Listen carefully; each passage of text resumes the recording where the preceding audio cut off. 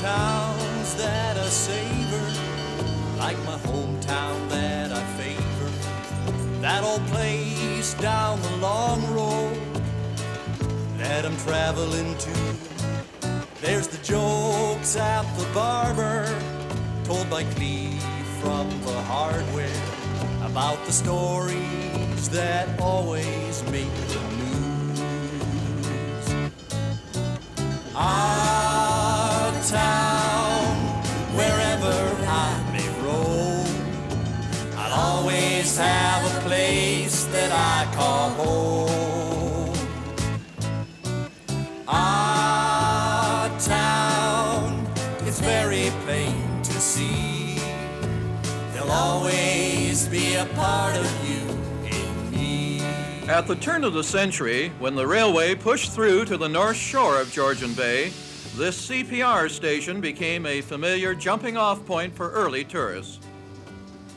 Hello, I'm Barry Penhale. Over 120 years ago, Parry Sound, as it was then known, attracted the attention of several enterprising men looking for timber. Prior to this, the area had been thought of as a no-man's land, largely the route of Indian warriors, explorers, and fur traders. The Parry Sound of today is a vastly different place, important as a major tourist center and home to many skilled in the arts, each of whom draw inspiration from the awesome beauty of the rugged scenery.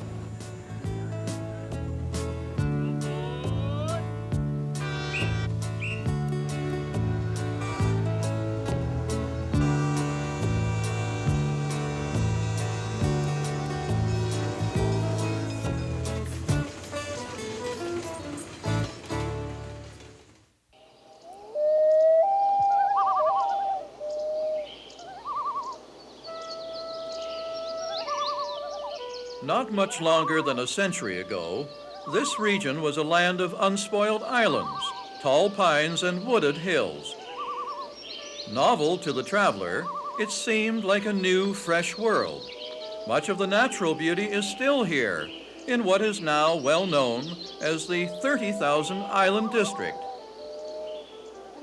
Owendake, or One Land Apart, was the name the Hurons used.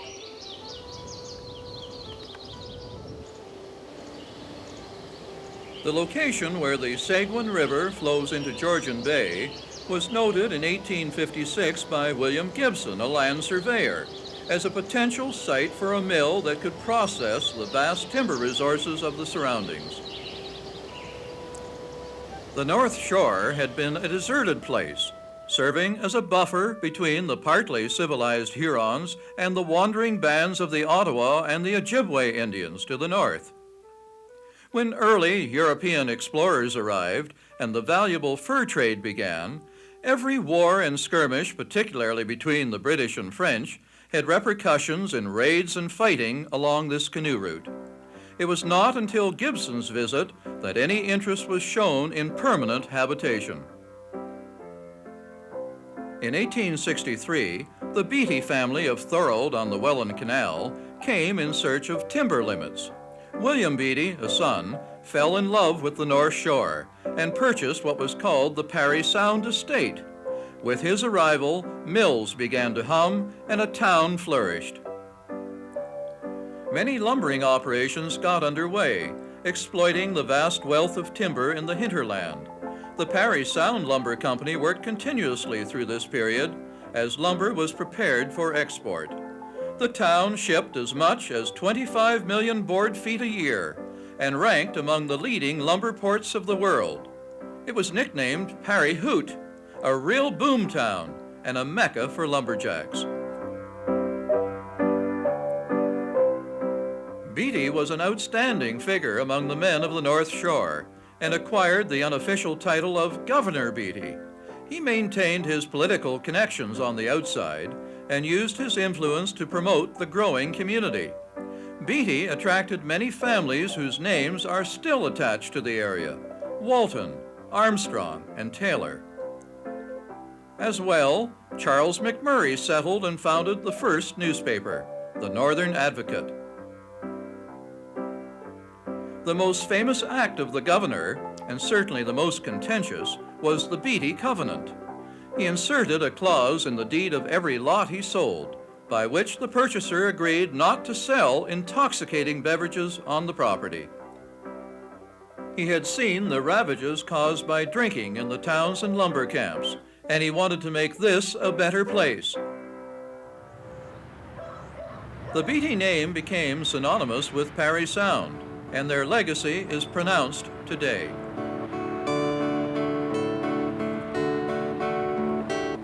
In 1855, travel to the community from southern Ontario meant a train ride on the Northern Railway from Toronto to Collingwood, and then by water to the Sound.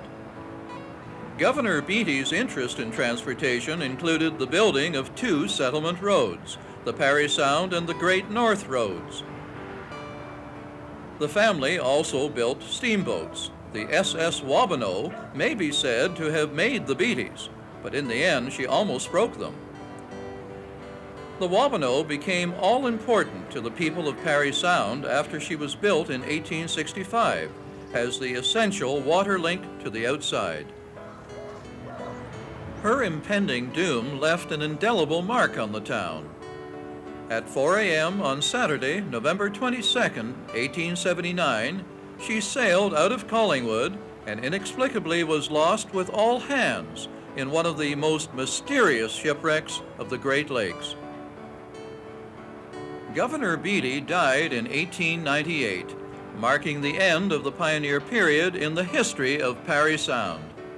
In that same year, the tourist was being welcomed to town. Previously, a visitor was considered to be a tenderfoot who might get lost in the bush or wander under a falling tree amongst the lumbermen. The first railroad arrived, giving the town, at long last, a year-round connection. The hole in the bush, the first site that greeted the Beattys, had grown into a community of 2,500 people with all the accoutrements of civilization and a prosperous town of the period.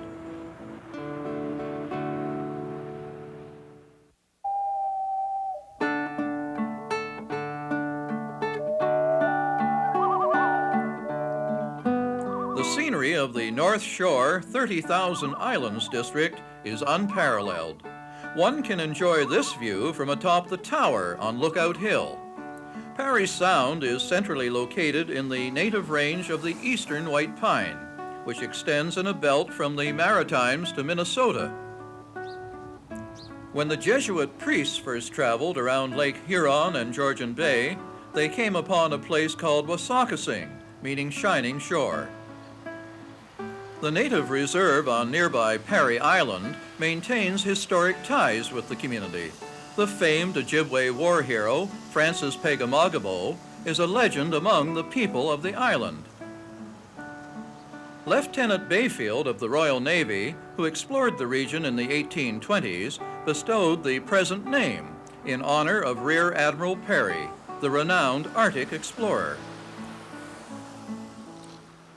In the world of hockey, one does not mention the name Parry Sound without the identification of Bobby Orr, or learned his skills with a hockey puck on the frozen Seguin River, which flows in front of his childhood home.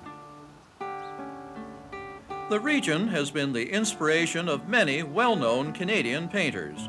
Members of the group of 7 were all deeply moved by the rugged integrity of Georgian Bay.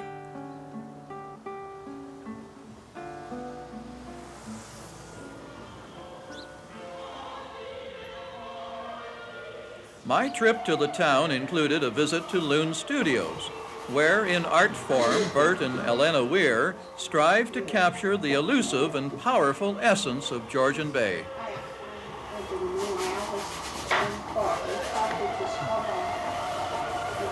Anybody home? Oh, hi, how are you doing? Not too bad.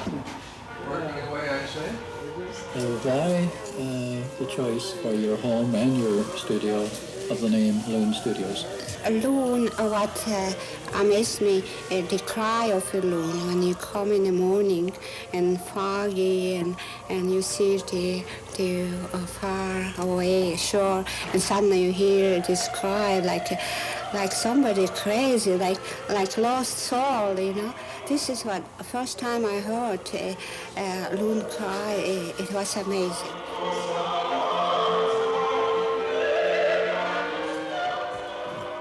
The influence of Parry Sound area on my work is pretty profound and pretty deep. I think it's the area itself has a certain uniqueness that seems to hit me pretty hard. And basically, what I think it is, it's a very rugged area, but it's comfortable.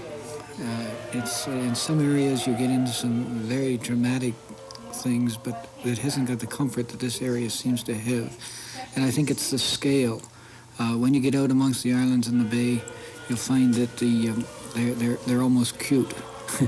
But yet they are very, very intimate, and yet they are very dramatic, and they are frightening at times, because when you get into some bad weather or something, as you move inland, you get the intimacy of the little lakes, which is absolutely gorgeous, very quiet and very, very gentle.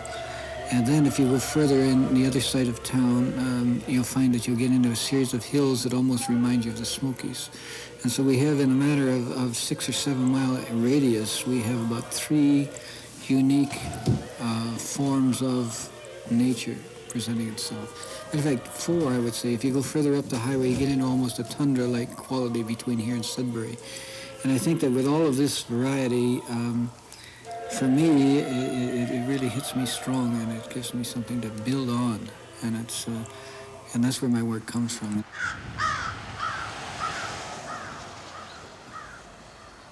In researching Parry Sound's early visual records, I was introduced to the man with the pictures, as he is fondly referred to. Dave Thomas possesses a passion for collecting vintage photos of the region. I'd like to find out from you, the man behind it all, just how it got underway.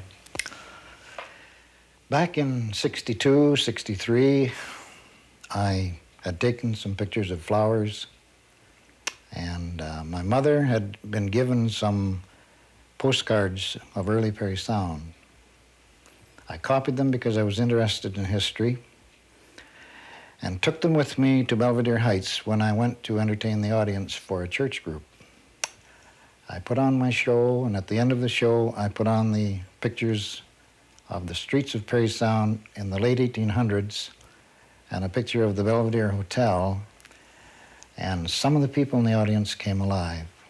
They started to talk, they started to reminisce, and it did something to me. I realized that they didn't really relate until I showed history pictures. They were called the good old times, the good old days, and we found out that they weren't the good old days, they were the old hard days.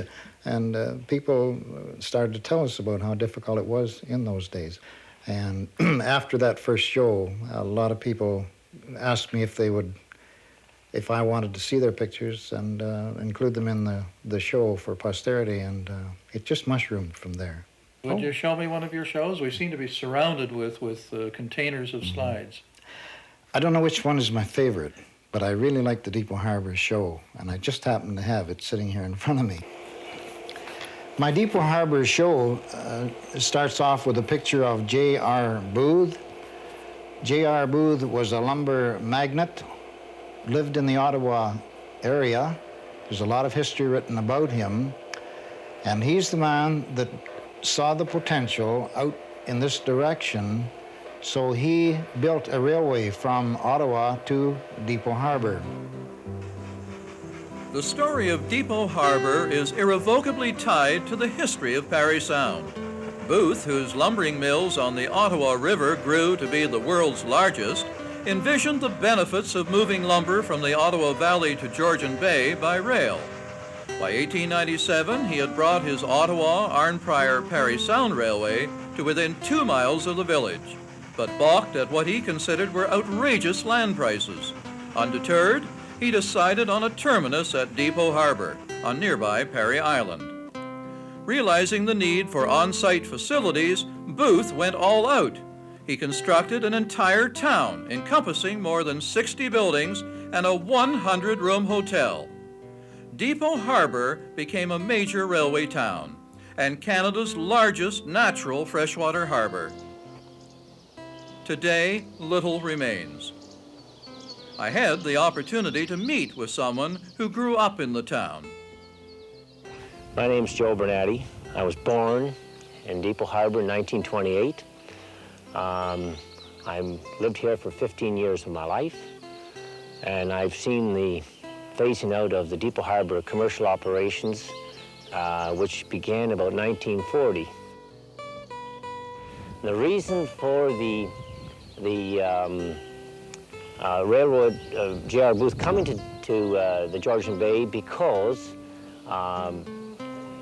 he found that it was the shortest route from the west to the east by providing a harbor here and then taking all the mixed freight and the grain and the coal from here to the eastern seaboard of the United States. This cut the distance down by 800 miles. And the 800 miles at that particular time of our history was a long ways. So Depot Harbor started in 1897. And being an entrepreneur of the type that he was, he commenced to build Depot Harbor. He found that this particular spot was the greatest harbor that he could find, well protected from the many moods of Mother Nature, and consequently started to build the town. The commercial operation came first. He had anticipated that this particular operation down the road in a number of years would explode to be a great town and commercial site. Depot Harbor was chosen because of its natural harbor and of being such a deep harbor, which was very hard to find. It was well protected, and J.R. Booth called it Depot Harbor because of its deep water facilities, and also that it was a place to, it was a depot for all the goods coming from the east and going west, and from west going to the east. Towards the end of the winter season, all the facilities that the CNR owned would be stockpiled with sugar or dates and bicycles that were going through the markets of the eastern seaboard. And during the winter months, there'd be a crew of men would be called upon to ship goods out of the freight sheds and the elevators and to ship them out. So it really was called Depot Harbor for that, roughly that reason.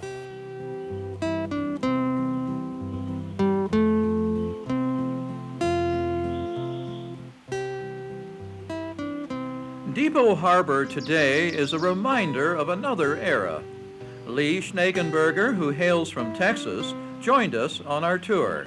He spent several years here in the 1930s as a U.S. customs agent. His soul firmly rooted in the soil of Depot Harbor, he has returned to spend every summer for the past 20 years. Lee is unofficially recognized as the mayor of Depot Harbor, one of Ontario's truly unique ghost towns of the 20th century.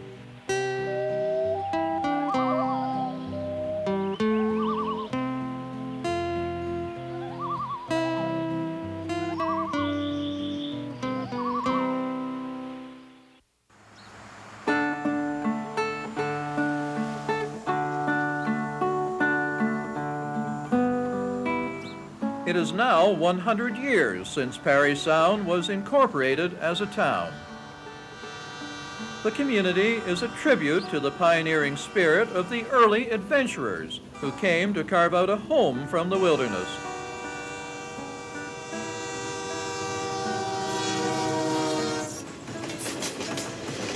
From the days of the last century and the Wabano, the water has continued to be vital to the community. Today, the harbor facilities are in constant use by boaters enjoying the spectacular beauty of surrounding Georgian Bay. There are many like John McPhee who are proud of their community. McPhee has made the history of the region a labor of love, having published 2 books on the history of Parry Sound.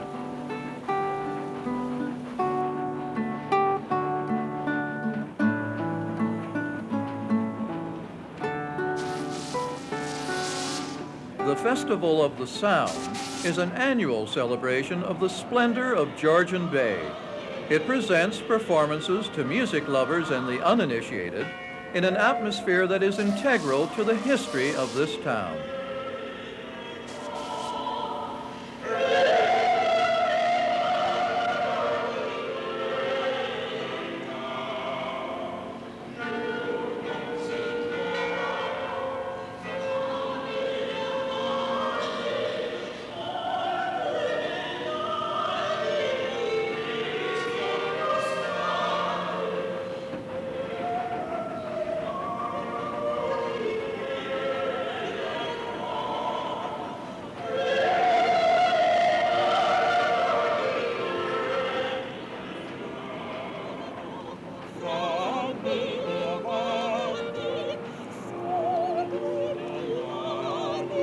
I was interested in the origins of the festival and was introduced to James Campbell, artistic director. How long this has been going on? Well, the festival was founded by Anton Querty, the pianist, 7 years ago.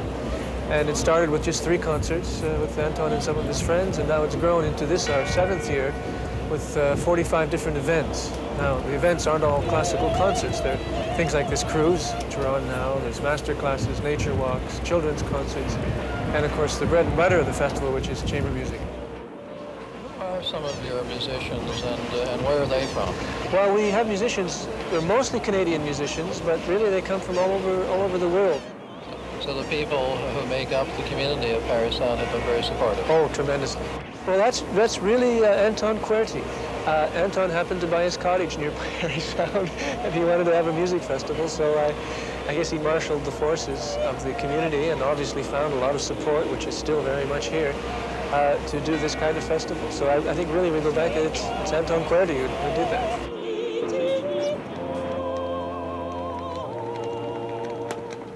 In summarizing my experience here, I am left with a fond impression of a lumber town that grew from a clearing at the mouth of the Seguin River to the present-day community that enjoys its location in the land of shining shores. I'll see the folks up on Main Street who will always take the time for a story over coffee at the old Five and Dime. The flag on our town hall through the years has flown free, a tribute to our hometown's history. Our town, wherever I may roam, I'll always have a place that I call home. Our town, it's very plain to see, there'll always be a part of you in me. There'll always be a part of you in me. There'll always be a part of you